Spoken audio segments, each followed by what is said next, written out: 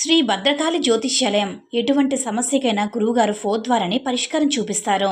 వ్యాపారం, చదువు, ఉద్యోగం, పిల్లల్లో జ్ఞాపక శక్తి, రాజకీయం, ప్రేమ, పెళ్లి, సంతానం, భార్యాభర్తల మధ్య కలహాలు, కుటుంబ సమస్యలు, ఆరోగ్య సమస్యలు, ఎటువంటి సమస్య ఉన్నా సరే గురువుగారిని సంప్రదించండి. స్త్రీ పురుష వశీకరణ 100% గ్యారంటీ. కోయ గురూజీ శ్రీ శ్రీనివాసరాజు గారి ఫోన్ నెంబర్ 9705646171. ఓం సాయిరామ్. సమర్థ సద్గురు సాయినాథ్ మహారాజ్కి జై. సాయిబాబా భక్తులందరూ కూడా నమస్కారం అండి. సాయినాథుని ఆశీస్సులతో అందరూ కూడా సుఖంగా, సంతోషంగా, అష్టైశ్వర్య, ఆరోగ్య అభివృద్ధితో ఉండాలని మనస్ఫూర్తిగా కోరుకుంటూ ఈరోజు ఈ వీడియోని మొదలు పెడుతున్నాను. ఈరోజు వీడియో ఏంటంటే, ఈ విజయదశమికి నీకు విజయాన్ని అందించడానికి వస్తున్నాను బిడ్డ. ఈ భూప్రపంచంలో ఎక్కడ ఉన్నా సరే ఈ వీడియోని వెంటనే చూడు అని మన బాబాగారు అయితే ఈరోజు మనకి చాలా చాలా అద్భుతమైనటువంటి సందేశంతో అయితే మన ముందుకు వచ్చారండి. మరి మన బాబాగారు ఏమంటున్నారంటే, బిడ్డ ఎన్నో ప్రయత్నాలు చేశావు కదా, ఎన్నో విజయాలు పొందావు కదా, ఎన్ని ప్రయత్నాలు చేశావు, అన్ని ప్రయత్నాలు చేసి విజయం రాలేదని కుమిలిపోతూ ఉన్నావు కదా. ఇప్పటి వరకు నువ్వు చేసిన ప్రయత్నాలన్నీ కూడా వెనక్కి తిరిగి చూస్తే ఎన్నో అవమానాలు, వీటన్నిటిని తట్టుకొని ఈ జీవితం ఇంక కావాలా అనేంతగా అలసిపోయావు కదమ్మా. జీవితం మీద విరక్తితో ఉన్నావు కదా. అలాంటి పరిస్థితుల్లో దాటి ఈ జీవితం నాకొద్దని స్థితిలో నువ్వు నిల్చున్నావు బిడ్డ. నీ మనసు విరక్తి చెందకుండా నీ సాయి దారిలో చూపించిన దారిలో నువ్వు నడిచావంటే ఇక నీకు అసలు తిరిగి ఉండదమ్మా. ఈ విజయదశమి కల్లా నీకు విజయాన్ని అందించడానికి వస్తున్నాను. ఎక్కడైనా సరే ఎక్కడ ఉన్నా సరే, ఏ మూలున్నా సరే విని బిడ్డ, నిన్ను నా ఒడిలో చేర్చుకునేందుకు ఎదురు చూస్తూ ఉన్నాను. అలా అని చెప్పి నీ యొక్క అవమానాలన్నీ కూడా మర్చిపోవద్దు. వాటన్నిటికీ కూడా బదులు ఇవ్వాలి కదా.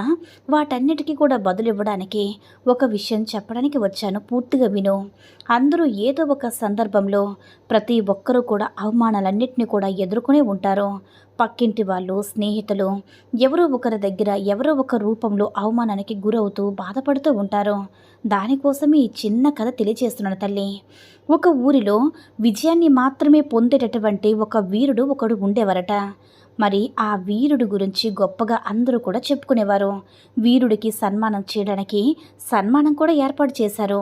అందరూ ఏమనుకుంటున్నారంటే, అతను బట్టలే ఇంత బాగున్నాయంటే మనకేం సమాధానం చెప్తారు, చెప్పడ్లే, అతనికంటే మనందరం బాగుం కదా, మనందరికి ఇంకేం సమాధానం చెప్తారనుకొని అందరూ కూడా లేచి ఏమీ అడగకుండా తల ఉంచుకొని అతను చూసి తల ఉంచుకొని కూర్చున్నారు. అప్పుడు ఆ యువకుడు లేచి అడిగాడు, చెప్పండి వీరుడు గారు, విజయం మాత్రమే పొంది ఈ గెలుపు మీకు ఎలా సాధ్యమైంది? మాకు దీని గురించి మీరు ఒక సందేశం ఇవ్వాలి అంటే అయితే ఏ విధంగా ఇస్తారో, ఏ విధంగా మీరు పని చేస్తారో, మీకు ఎవరు ఇన్స్పిరేషన్ అని ఒక యువకుడు అడుగుతాడు. ఆ సభ మొత్తం కూడా అతను వేసుకున్న బట్టలు చాలా పేదవాడుగా, ఆ యువకుడు వేసుకున్నటువంటి బట్టలు పేదవాడుగా ఉన్నాడు. అప్పుడు ఆ వీరుడు ఏం చెప్పాడంటే, జయం మాత్రమే వీరులు చూస్తారు కదా. ఆ వీరుడు అందుకే ఆ యువకుని ఇట్రా అని చెప్పి పైకి పిలుస్తాడు. స్టేజ్ మీదకి అలా పైకి వచ్చిన తర్వాత అతను చెప్పిలు అంటాడు. అప్పుడు ఆ అబ్బాయి పైకి పోయి ఆ వీరుడు పక్క నిలబడతాడు. వీరుడు భుజం మీద చేసి ఆ యువకుడి మీద, నువ్వు వీరుడు కదా, నీకు తప్పకుండా ఫ్యూచర్లో గెలుపు ఉంటుంది అంటే, అవును, అతను ఫస్ట్ లేచి అడిగే సమాధానం చెప్పారు. అయితే అతని వేష భాష బాగోలేదు. మంచి బట్టలు వేసుకుంటే చెబుతాను అన్నప్పుడు అతను గాబరాగా కూర్చుడిపోయాడనమాట. ఎందుకంటే అతన్ని ఎదిరించలేరు. అతన్ని చూసి అందరూ కూడా తలదించుకున్నారు. అందరూ కూడా అనుకున్నారు, మనం అడిగితే ఎలా సమాధానం చెప్తారని. కానీ ఇది తెలిసి కూడా అతను అతను వేసుకున్న బట్టలు బాగోలేకపోయినా సరే ధైర్యంగా లేచి అడిగావు. నీకు గెలవాలనే తాపత్రయం ఉంది కాబట్టి అడిగావు. వీటన్నిటినీ కూడా నువ్వు పట్టించుకోకుండా రాబోయే గెలుపు కాబోయే వీరిని చేస్తుంది. అది నువ్వే అని చెప్పి, జీవితంలో ప్రతి దాంట్లో కూడా నువ్వు గెలుస్తావని చెప్పి ఆ కుర్రాన్ని శబాష్ అంటాడనమాట. ఇలా మనందరం కూడా మనం చేయగలమేమో. మనల్ని చూసి ఎవరైనా ఏదైనా అనుకుంటారేమో, మనల్ని చూసి అవమానిస్తారేమో, మనం నిలబడితే ఇలా అంటున్నాము అనేసి మనల్ని అవమానిస్తారేమో. మనం ఎప్పుడు కూడా వెనకడుగు వేయకూడదు. ధైర్యంగా ముందుకు వెళ్ళాలి. జయం, విజయం, గెలుపు అన్నిటినీ కూడా ధైర్యంగా పోరాడగలిగితేనే ఆ శక్తి అనేది మనకు వస్తుందన్నమాట. అయితే మనల్ని అవమానించిన వాళ్ళు ఆశ్చర్యం చెందేలా మనం జీవించాలి. నిన్ను చూసి అవమానపరిచే వాళ్ళే అసూయపరిచేలా నీ గురించి చెప్పుకునేలా గెలవాలి బిడ్డ. నువ్వు వద్దు అన్న వాళ్ళు కూడా మనతో వచ్చేలా చేసుకోవాలి. మనం గెలవాలి అనుకున్న వాళ్ళ దగ్గర మనం మంచి బదులు ఇచ్చేలా ఇలా గెలవగలిగితే కనుక తప్పకుండా విజయ పదం మనపై ఉంటుంది. ఈ విషయం అనేది ప్రతి ఒక్కరూ కూడా తెలుసుకుంటే కనుక ప్రతి ఒక్కరూ కూడా గెలుపు అనేది వాళ్ళ చేతుల్లో ఉంటుంది.